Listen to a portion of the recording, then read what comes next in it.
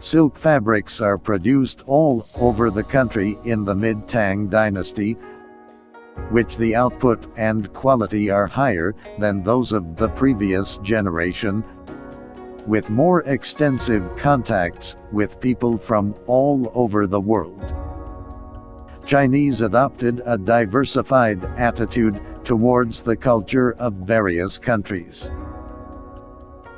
So more abundant styles can be integrated with the clothing. There is no pretentious attitude and no twitching posture. What is displayed in front of the people is the costumes that are full of colors and special factors. Coupled with the silver, it becomes more dazzling. It's decorative. Patterns are in pairs of beasts, flowers, brocades, and auspicious light. It can be described as a splendid Tang Dynasty scene. The robes of men in the Tang Dynasty changed a lot from the Qin Han Wei and Jin periods in terms of structure.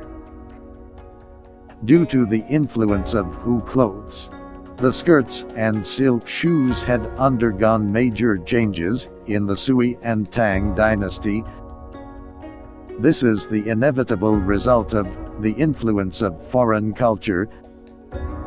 This new type of gown was popular in the Sui and Tang dynasties. The costume patterns of the late Tang Dynasty are more delicate and beautiful. Embroidered with heavy leaves, there are clusters of phoenix, silver and goose.